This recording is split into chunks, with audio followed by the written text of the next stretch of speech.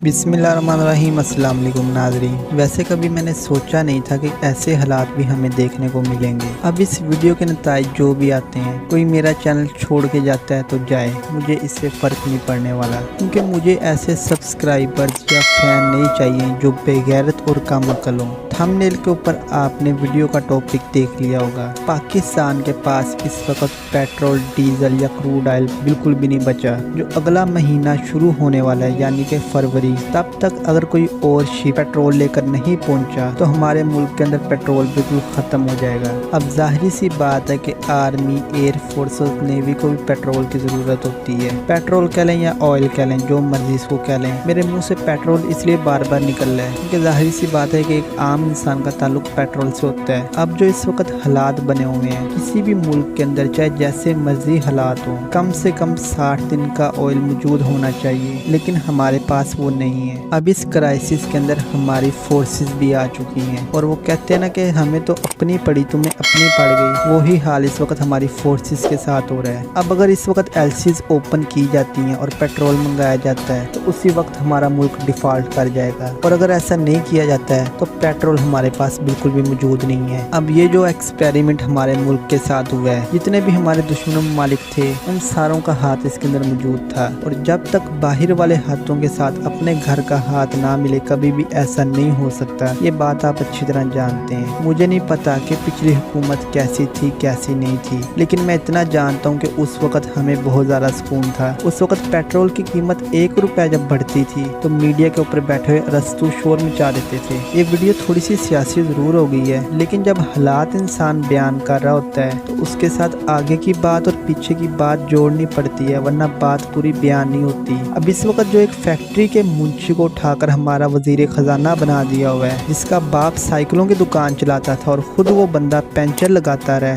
वो सोच रहा है कि मुल्क को भी पेंचर लगा के चलाया जा सकता है। जब ऐसी करतूत की जाएंगी, ऐसे एक्सपेरिमेंट्स किए जाएंगे तो इनका नतीजा यही निकलता है। इंडिया वाले आ जाएंगे अभी और बकवास करना शुरू हो जाएंगे। उनकी बकवास का जवाब मैं अभी दे देता हूँ कि पहले अपने मुल्क को संभालो, हम अपने मुल्क को संभाल लेंगे। हमने कुर्बानियाँ दे के इस मुल्क को लिया था तो आज हम इसको बचा भी लेंगे। पहले जाके अपने मुल्क के अंदर जो आटे का बहरान खड़ा हुआ है ना, उसको संभालो। मुझे नहीं लगता कि किसी पाकिस्तानी को पता होगा इंडिया के 50 से 60 रुपए किलो इस वक्त वहाँ पर आटा मिल रहा है, और वो भी बहुत मुश्किल से मिल रहा है। अब आप इंडिया के अंदर जो डॉलर की प्राइस है उसको और पाकिस्तान के अंदर जो डॉलर की प्राइस है उसको देखें, और उसके बाद अपनी करेंसी की कीमत और इनकी करेंसी की कीमत को मिलाएं और देखेंगे पाकिस्तान में आटा सस्ता मिल रहा है या इंडिया के अंदर सस्ता आटा मिल रहा है। तो आप गोदी मीडिया को सुने, यहाँ पर आके अपना दामन ना झाड़ने की कोशिश करें। खैर, मैं अपनी मेन बात की तरफ आता हूँ। हमारी एयर फोर्स के पास इस वक्त सिर्फ और सिर्फ 20 दिन का ऑयल मौजूद है, और वहीं हमारी आर्मी के पास सिर्फ और सिर्फ 9 दिन का तेल बचा है, और हमारी नेवी के पास इस वक्त कितना तेल बचा है ये कहना बहुत मुश्किल है। अब ये फिगर्स इस तरह जो निकल कर सामने आए हैं, इससे कोई भी मुल्क हमारे ऊपर हमला भी कर सकता है। उसकी वजह ये है कि उसको पता है कि ये लोग ज़्यादा दिन तक लड़ नहीं सकते। ठीक है, हमारे पास असला मौजूद है, वार मशीन्स मौजूद हैं, लेकिन उनको चलाने के लिए भी हमें कुछ ना कुछ चाहिए होगा। अब जो इस वक्त हुकूमत बैठी जिसके अंदर मोटे मोटे पेट वाले लोग बैठे हुए हैं, उनकी पेटों की चर्बी डालने से तो वो मशीन्स चलने से रही। खैर, मुझे नहीं पता कि वीडियो कैसी बन रही है कैसी नहीं बन रही है, क्योंकि इस वक्त जो हालात हुए हैं उनसे मैं बहुत ही ज़्यादा अपसेट हूँ, क्योंकि मैं भी आपकी तरह एक आम इंसान हूँ। मैं कोई नवाज शरीफ का मुंशी नहीं जो कि मेरे पास बहुत ज़्यादा पैसे होंगे। जिन मुश्किलात का सामना इस वक्त एक गरीब इंसान कर रहा है, उन्हीं मुश्किलात का सामना मैं भी कर रहा हूँ। और मैं आपको एक बात बताऊँ, मैंने खुद अपनी आंखों से लोगों को कारों से उतरकर आटा लेने के लिए लाइन में लगे हुए देखा है। इसी से आप समझ गए होंगे कि जब मैंने उनको देखा तो मैं वहाँ पर क्या करा था, मैं भी भाई आटा ही लेने वहाँ पर खड़ा हुआ था। इस वक्त भुखमरी पड़ी हुई है, लेकिन मैं फिर भी यही कहूँगा कि इस्लाम भी ये बात कहता है और हुब्बुल वतनी भी वही चीज़ होती है कि मुश्किल के अंदर अपने मुल्क को या अपनी जगह को छोड़कर नहीं भागना चाहिए, डट कर मुकाबला करना चाहिए, और वही हम आवाम कर रहे हैं। आखिर में मैं इतनी रिक्वेस्ट करना चाहूँगा आपसे कि यार इलेक्शन जब भी हो, कम से कम इस दफ़ा बिरयानी की प्लेट देखकर या ज़ात को देखकर वोट न देना। जब तक आप लोग ऐसा करते रहेंगे, जब तक आप लोग नहीं सुधरेंगे, तब तक ये ऐसे सुतरी के आगे हमारे सर के ऊपर बैठते रहेंगे। इन लोगों को इस बात से नहीं फ़र्क पड़ता कि बाहर क्या हो रहा रहा है क्या नहीं हो रहा है। ये तो अंडों को किलो में और टमाटरों को दर्जन के अंदर बेचते हैं। और एक अभी नेल्सन मंडेला की बेटी आई है,